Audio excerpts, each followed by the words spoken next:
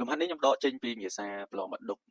ឆ្នាំ2016ហើយភាសាបាក់ឌុបឆ្នាំ2019ក៏ចេញរូបរាងហ្នឹងដែរ22និង24មានថានេះជារូបរាងមួយដែលគេធ្លាប់ចេញបាក់ឌុប4ដងហើយអញ្ចឹង2026ខ្ញុំគិតថាអាចនឹងចេញទៀតដោយសារតែកាល2022ចេញ23អត់ចេញទេ24ចេញ25អត់ចេញអញ្ចឹង26អាចចេញបាទអញ្ចឹងបើសិនជាយើងឃើញរូបរាងលំហាត់ហ្នឹងនៅភាសាប្រឡងបាក់ឌុបឆ្នាំហ្នឹងពួកយើងហ៊ានមើលចេះនៅក្នុងទម្រង់លំហាត់ហ្នឹងគឺមានរូបរាងដូចគ្នាគឺយើងមើលកន្លែងនេះគឺមកដល់ like comma ហ្នឹងវាជាទម្រង់ប្រយោគមួយគេហៅថា statement ហើយពី comma មកក្រោយនេះគេហៅថា take លំហាត់ហ្នឹងគេហៅលំហាត់ take question ហើយចម្លើយជាទូទៅយើងត្រូវមើលនៅ statement យើងមើលពីខាងមុខ comma នេះ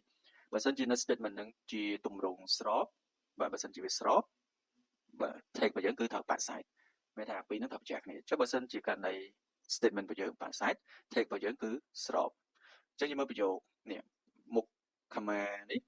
គឺបាក់សាច់ដោយសារយើងឃើញមានពាក្យ never អញ្ចឹងនេះគឺប្រកាសជាស្របហើយបាទកន្លែងនេះគឺស្របហើយ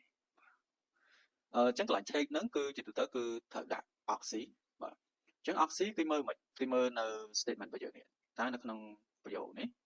មាន oxy អត់បើសិនជាមានយើងបញ្ជាក់ oxy ហ្នឹងមកឃើញបើសិនជាវាស្របយើងបញ្ជាក់ទៅជាបាក់សាច់បើសិនជាបាក់សាច់យើងបញ្ជាក់មកស្របអញ្ចឹងយើងឃើញ oxy របស់យើងគឺ have ហើយដែរបានជាវាជា oxy ដោយសារតែវាឈរនៅក្នុងរូបរាងperfect have បូកជាមួយ verb free នេះ verb free របស់វានេះអញ្ចឹង have ឡើងនេះជា oxy ហើយដោយសារតែ statement ហ្នឹងគឺជាទម្រង់បាក់សាច់អញ្ចឹងយើងត្រូវយកស្របអូខេនៅកន្លែងនេះអញ្ចឹងបញ្ជាក់ have ហ្នឹងអានេះ have never អញ្ចឹងយើងបញ្ជាក់មកវិញគឺស្របគឺ have នេះឃើញអត់ចម្លើយគឺចម្លើយ D បាទ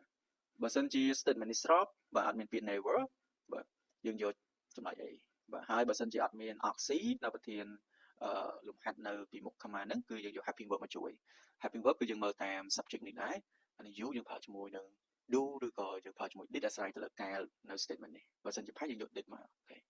ហើយជា rule ស្របមកវិញវាត្រូវបញ្ជាក់គ្នា statement negative take របស់យើងគឺ positive អូខេអញ្ចឹងលំហាត់ហ្នឹងខ្ញុំមានតែប៉ុណ្្នឹងឯងទាំងអស់គ្នាត្រូវប្រកែ oxy ស្អីគេជា oxy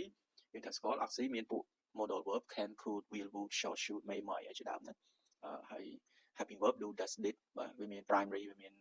modal ហ្នឹងអញ្ចឹងត្រូវស្គាល់អាហ្នឹងបើអត់ស្គាល់អាហ្នឹងគឺពិបាកធ្វើលំហាត់ take បាទអូខេហ្នឹងអញ្ចឹងលំហាត់ហ្នឹងគឺមានតែប៉ុណ្្នឹងឯងបាទអរគុណ